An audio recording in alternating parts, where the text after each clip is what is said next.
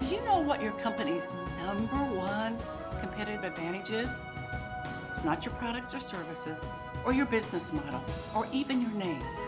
Stay tuned to find out what it is and how best to leverage it. Welcome to this episode of Making Performance Matter, Translate Strategy into Action, with your host, Cindy Allen Stuckey. Your company's number one competitive advantage, or your secret sauce, is your engaged employees. No matter how good your product or service is, or how solid your business model is, you still need great people to design, produce, sell, improve, and provide service. You want to attract and retain the very best, provide them with encouragement, grow them to their potential, and make them feel that they're an integral part of the company's success. Instead, I've seen many leaders have a set it and forget it mentality when it comes to their employees. They allow poor employee performance to go unaddressed because of the fear of conflict or hurt feelings, or they feel like they have no time, or they're just too busy. Not addressing performance is killing the morale of your very best people, making your life much more complicated than it needs to be, directly or indirectly affecting your customers, and robbing your poor performer of a growth opportunity.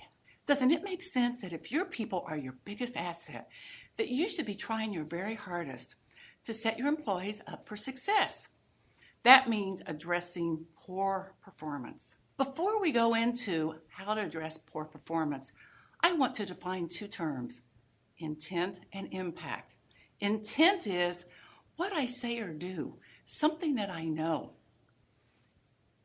Impact is what the other party sees or hears.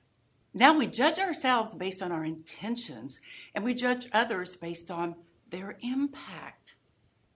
Let's suppose that person A believes his intent is that he always listens to and values other people's opinions.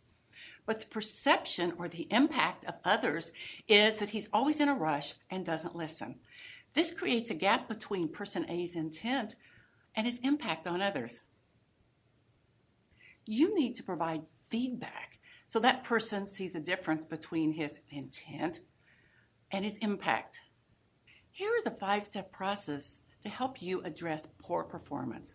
First, draw this picture, and then say, I know you intend to do a good job every day, even a great job, and you believe you always listen to and value other people's opinions. But my perception or the impact is that many times you are in a rush and you don't listen well to others. So this creates a gap. Here are some examples of what I've seen, and give some examples.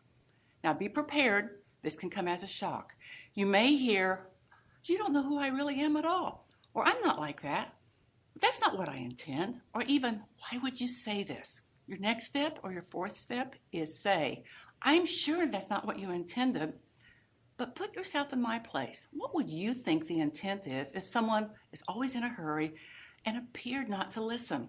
And the last step or the fifth step, say, we've talked about the gap between intent and impact. So let's talk about, what do you want your behavior to look like to align your intent and impact to show that you always listen to and value other people's opinions? It takes courage to address poor performance. As a business owner, it's your job to not only have and exercise courage, but to make sure that you and your managers address performance. I invite you to my website for more information to help you address your employees' performance. Thank you for watching Making Performance Matter, Translate Strategy into Action. For more great information, visit makingperformancematter.com. Also browse the other shows found right here at Indie Biz TV Shows.